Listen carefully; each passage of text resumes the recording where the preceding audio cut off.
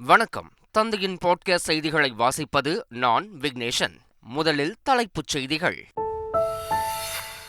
2026 ஆண்டு நடைபெறவுள்ள தமிழக சட்டப்பேரவைத் தேர்தலிலும் திமுக கூட்டணி அமோக வெற்றி பெறும். கோவையில் நடைபெற்ற முப்பெரும் விழாவில் முதலமைச்சர் ஸ்டாலின் பேச்சு. விக்கிரவாண்டி தொகுதி இடைத்தேர்தலை புறக்கணிப்பதாக அதிமுக அறிவிப்பு. ஜனநாயக முறைப்படி சுதந்திரமாக நடைபெறுமா என்ற சந்தேகம் எழுந்துள்ளதாக எடப்பாடி பழனிசாமி அறிக்கை.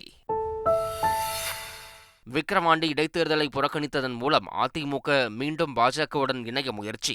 இந்திய கம்யூனிஸ்ட் கட்சியின் மாநில செயலாளர் முத்தரசன் விமர்சனம்.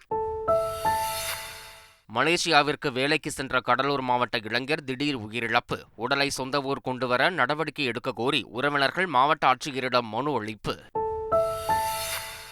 அரசு மருத்துவர் பெண் செவிலியருடன் ஆபாசமாக இருக்கும் வீடியோ வெளியாகி அதிர்ச்சி. சென்னை ராயப்பேட்டை அரசு மருத்துவமனையில் நோயாளிகள் காத்து கிடக்கும் நிலையில் அவலம். இங்கிலாந்து மன்னர் 3ஆம் சார்லஸின் பிறந்தநாள் விழாவின் அதிகாரப்பூர்வ அறிவிப்பு. லண்டன் மாநகரில் உள்ள பக்கிங்ஹாம் அரண்மனையில் வண்ணமிகு ராணுவ அணிவகுப்பு. அமெரிக்காவில் நடைபெற்று வரும் T20 உலகக்கோப்பை கிரிக்கெட் தொடர். இந்தியா கனடா அணிகள் இடையேயான லீக் போட்டி மழை காரணமாக ரத்து. இனி விரிவான செய்திகள். நாடாளுமன்ற தேர்தலில் 40 தொகுதிகளிலும் வெற்றியளித்த தமிழ்நாட்டு மக்களுக்கு நன்றி தெரிவிக்கும் விதமாக திமுக முப்பெரும் விழா கோவை கொடிசியா மைதானத்தில் நடைபெற்றது. இதில் திமுக தலைவரும் முதலமைச்சருமான ஸ்டாலின், திராவிடர் கழகத் தலைவர் கி. வீரமணி, தமிழ்நாடு காங்கிரஸ் தலைவர் செல்வ பெருந்தகை, விடுதலை சிறுத்தைகள் கட்சித் தலைவர் திருமாவளவன், இந்திய கம்யூனிஸ்ட் கட்சியின் மாநில செயலாளர் முத்தரசன், மார்க்சிஸ்ட் கம்யூனிஸ்ட் மாநில செயலாளர் பாலகிருஷ்ணன், மதிமுக தலைமை கழக செயலாளர் துரை வைகோ உள்ளிட்ட தலைவர்கள் பங்கேற்றனர். விழாவில் பேசிய முதலமைச்சர் ஸ்டாலின், விக்கிரவாண்டி தொகுதி இடைத்தேர்தலிலும் திமுக கூட்டணி அபார வெற்றி பெறும் என தெரிவித்தார்.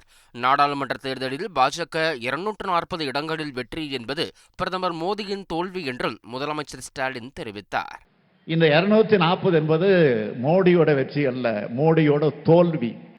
40 பேர் போய் கேன்டீன்ல வடை சாப்பிட போறாங்கன்னு சிலர் கேட்கிறாங்க. வாயால வடை சுடுறதெல்லாம் உங்க வேலை. எங்கள் எம்பிக்கள் கருத்துக்களால உங்கள் ஆணவத்தை சுடுவாங்க. Wait and see. விக்கிரவாண்டி சட்டமன்ற தொகுதிக்கான இடைத்தேர்தலை அதிமுக புறக்கணித்துள்ளது.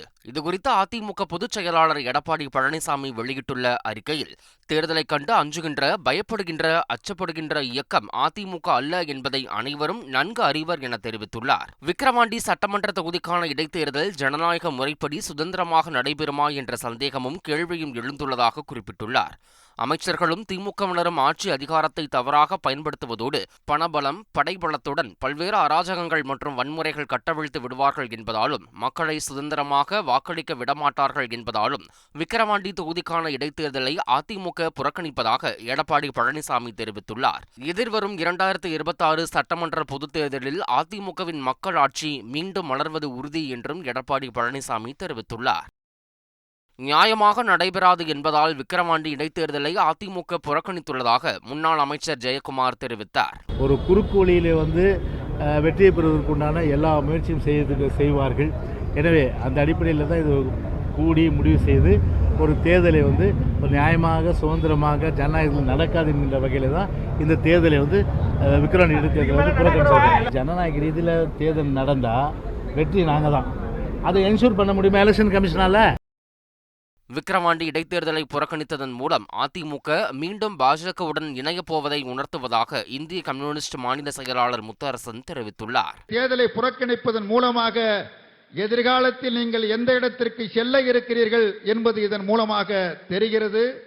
இந்த அபாயத்தை உணர்ந்து நம்முடைய கூட்டணி கட்சிகள் விக்கிரவாண்டி தொகுதியில் ஒன்றுபட்டு நின்று நாடாளுமன்ற தேர்தலை காட்டிலும் மிக அதிகபட்ச வாக்குகளை பெற்று வெற்றி வாகை சூட நாம் அனைவரும் கடமைப்பட்டிருக்கிறோம். பாஜகவை தனிமைப்படுத்தவே இந்தியா கூட்டணியை முதலமைச்சர் ஸ்டாலின் உருவாக்கியதாக விடுதலை சிறுத்தைகள் கட்சித் தலைவர் தொல் திருமாவளவன் தெரிவித்துள்ளார். பாரதிய ஜனதாவை தனிமைப்படுத்த வேண்டும், அதற்கு அனைத்து எதிர்க்கட்சிகளையும் ஒருங்கிணைக்க வேண்டும் என்று முத்தமிழறிஞர் கலைஞரின் அரசியல் வாரிசு அண்ணன் தளபதி அவர்கள் இந்தியா முழுவதும் பயணம் செய்து இந்த தலைவர்களை எல்லாம் ஒருங்கிணைத்து இந்தியா கூட்டணியை உருவாக்கினார். விக்கிரவாண்டி தொகுதி இடைத்தேர்தலில் போட்டியிடுவதற்காக இதுவரை 6 பேர் வேட்புமனு தாக்கல் செய்துள்ளனர். திமுக சார்பில் அன்னியூர் சிவாவும், பாமக சார்பில் சி. அன்புமணியும் வேட்பாளர்களாக அறிவிக்கப்பட்டுள்ளனர்.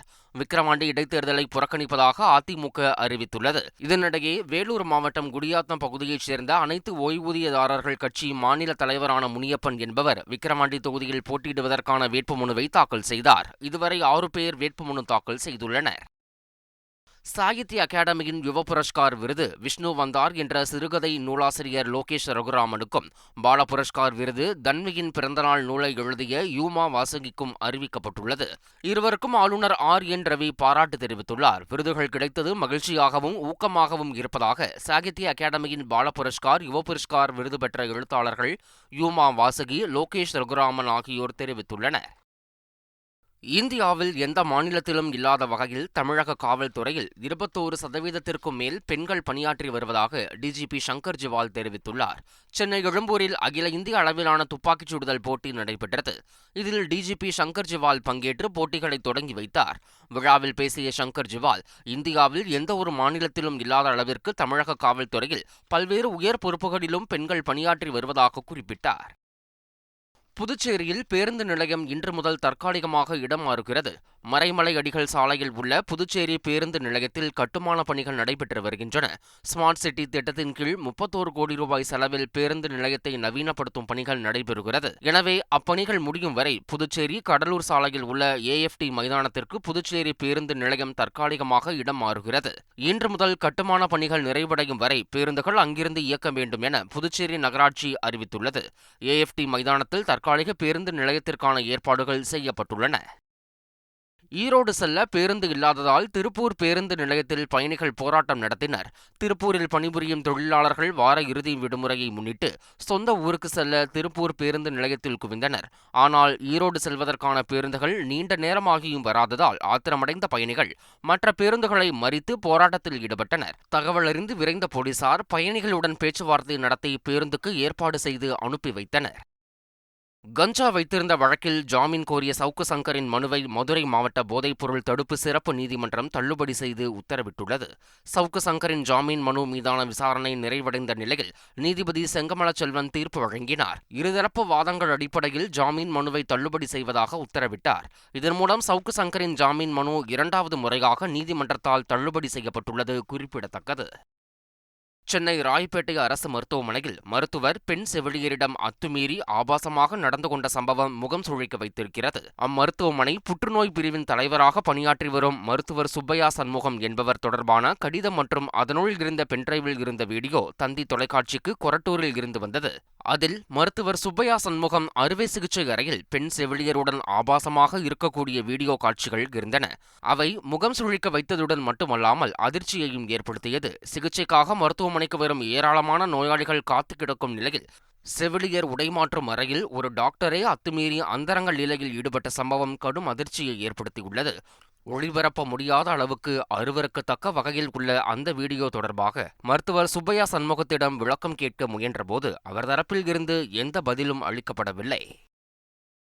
ஆபாச வீடியோ விவகாரம் தொடர்பாக ராயப்பேட்டை மருத்துவமனையின் கண்காணிப்பாளர் ஆயிஷா விசாகா கமிட்டிக்கு உத்தரவிட்டிருக்கிறார். விசாகா கமிட்டி உறுப்பினர்கள் மருத்துவர் சுப்பையா சண்முகத்திடம் 3 கட்டமாக விசாரணை நடத்தியுள்ளனர். இதனிடையே மருத்துவர் சுப்பையா சண்முகம் சில ஆண்டுகளுக்கு முன்பு தனது வீட்டின் அருகே உள்ள வயதான பெண் வீட்டு முன்பு சிறுநீர் கழித்ததற்காக சிறை சென்றார். இதன் காரணமாக துறை ரீதியாக சஸ்பெண்ட் செய்யப்பட்ட நிலையில் மீண்டும் பாலியல் சர்ச்சையில் சிக்கியிருக்கிறார். மருத்துவர் சுப்பையா அகில பாரத வித்யார்த்தி பரிஷத் என்ற அமைப்பின் முன்னாள் தேசிய தலைவராக இருந்தவர் என்பது குறிப்பிடத்தக்கது. விழுப்புரம் மாவட்டத்தில் பல்வேறு அரசு திட்டங்களில் கையாடல் நடைபெற்றதாக கடந்த 2021ஆம் ஆண்டு மாவட்ட லஞ்ச ஒழிப்பு போலீசாருக்கு புகார்கள் வந்தன. இது தொடர்பான விசாரணையில் விழுப்புரம் மாவட்ட முன்னாள் தாசில்தார் Sundarrajan, data entry operator Devika, இடைத்தரகர் முருகன் ஆகியோர் கையாடல் செய்திருப்பது தெரியவந்தது. இதையடுத்து 3 பேர் மீதும் வழக்கு பதிவு செய்து போலீசார் விசாரணை நடத்தினர். இந்நிலையில் 3 பேரின் வீடுகளிலும் லஞ்ச ஒழிப்புத்துறை போலீசார் தீவிர சோதனை நடத்தினர். இந்த சோதனையின் முடிவில் 150 முக்கிய ஆவணங்கள் மற்றும் கணக்கில் வராத 1,50,000 ரூபாய் ரொக்கப்பணம் கைப்பற்றப்பட்டதாக லஞ்ச ஒழிப்பு போலீசார் தெரிவித்துள்ளனர். திருவாரூர் அருகே வாகன ஒப்பந்ததாரர் கொலை வழக்கில் மேலும் ஒரு பெண் காவலர் பணியிடை நீக்கம் செய்யப்பட்டுள்ளார். சோழங்கநல்லூரைச் சேர்ந்த வாகன ஒப்பந்ததாரரான பாபு என்பவர் தொழில் போட்டி காரணமாக கடந்த 9ஆம் தேதி கொலை செய்யப்பட்டார். அவர் கடந்த 6 மாதங்களுக்கு முன்பாகவே தனது உயிருக்கு அச்சுறுத்தல் இருப்பதாகவும் உரிய பாதுகாப்பு வழங்குமாறும் வைப்பூர் காவல் நிலையம், திருச்சி ஐஜி, மாவட்ட காவல் கண்காணிப்பாளர் உள்ளிட்டோருக்கு மனுக்கள் அளித்ததாக கூறப்படுகிறது. இது தொடர்பாக நடவடிக்கை எடுக்காததால் திருவாரூர் தாலுகா காவல் ஆய்வாளர் அகிலாண்டேஸ்வரி சஸ்பெண்ட் செய்யப்பட்டார். இந்நிலையில் திருவாரூர் டிஎஸ்பி முகாம் அலுவலக தலைமை காவலர் புவனேஸ்வரியை பணியிடை நீக்கம் செய்து மாவட்ட காவல் கண்காணிப்பாளர் ஜெயக்குமார் உத்தரவிட்டுள்ளார்.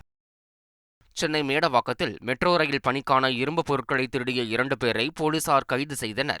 மெட்ரோ ரயில் பணிகளுக்காக வைக்கப்பட்டிருந்த இரும்பு பொருட்களை சிலர் திருடி லாரியில் கொண்டு செல்வதாக போலீசாருக்கு தகவல் கிடைத்தது. இதையடுத்து சம்பவ இடத்திற்கு விரைந்த போலீசார் லாரியில் இருந்த 2 பேரை பிடித்து விசாரித்தனர்.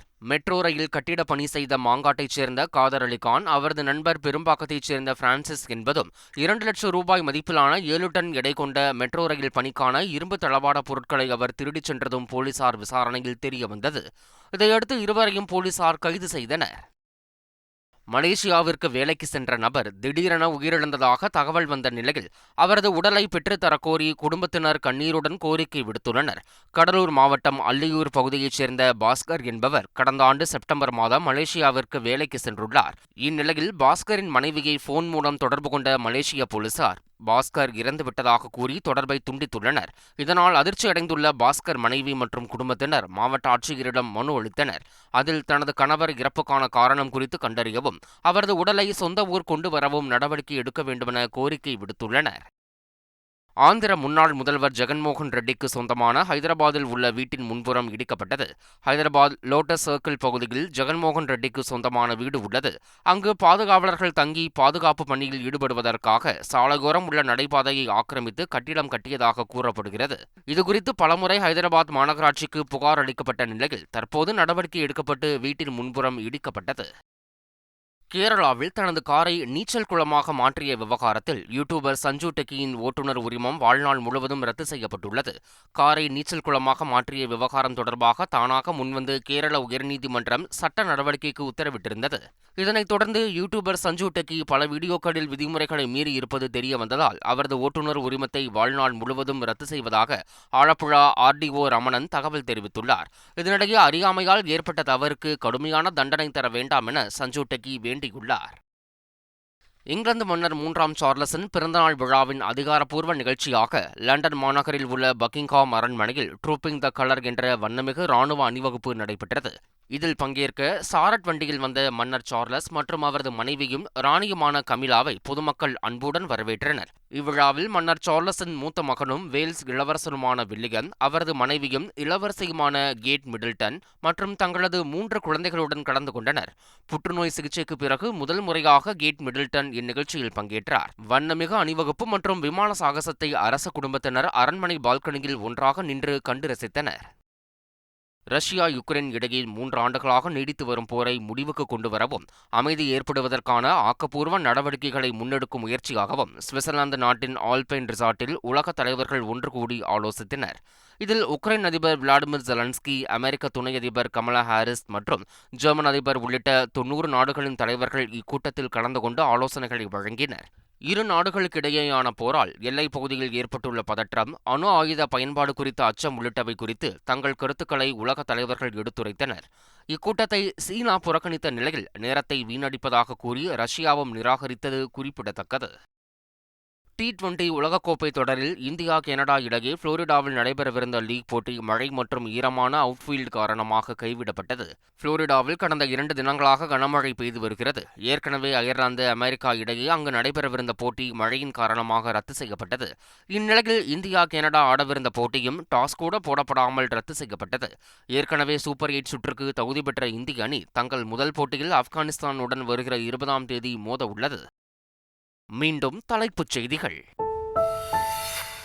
2026ஆம் ஆண்டு நடைபெறவுள்ள தமிழக சட்டப்பேரவைத் தேர்தலிலும் திமுக கூட்டணி அமோக வெற்றி பெறும். கோவையில் நடைபெற்ற முப்பெரும் விழாவில் முதலமைச்சர் ஸ்டாலின் பேச்சு. விக்கிரவாண்டி தொகுதி இடைத்தேர்தலை புறக்கணிப்பதாக அதிமுக அறிவிப்பு. ஜனநாயக முறைப்படி சுதந்திரமாக நடைபெறுமா என்ற சந்தேகம் எழுந்துள்ளதாக எடப்பாடி பழனிசாமி அறிக்கை. விக்கிரவாண்டி இடைத்தேர்தலை புறக்கணித்ததன் மூலம் அதிமுக மீண்டும் பாஜகவுடன் இணைய முயற்சி. இந்திய கம்யூனிஸ்ட் கட்சியின் மாநில செயலாளர் முத்தரசன் விமர்சனம். மலேசியாவிற்கு வேலைக்கு சென்ற கடலூர் மாவட்ட இளைஞர் திடீர் உயிரிழப்பு. உடலை சொந்த ஊர் கொண்டுவர நடவடிக்கை எடுக்க கோரி உறவினர்கள் மாவட்ட ஆட்சியரிடம் மனு அளிப்பு. அரசு மருத்துவர் பெண் செவிலியருடன் ஆபாசமாக இருக்கும் வீடியோ வெளியாகி அதிர்ச்சி. சென்னை ராயப்பேட்டை அரசு மருத்துவமனையில் நோயாளிகள் காத்து கிடக்கும் நிலையில் அவலம். இங்கிலாந்து மன்னர் 3ஆம் சார்லஸின் பிறந்தநாள் விழாவின் அதிகாரப்பூர்வ அறிவிப்பு. லண்டன் மாநகரில் உள்ள பக்கிங்ஹாம் அரண்மனையில் வண்ணமிகு ராணுவ அணிவகுப்பு.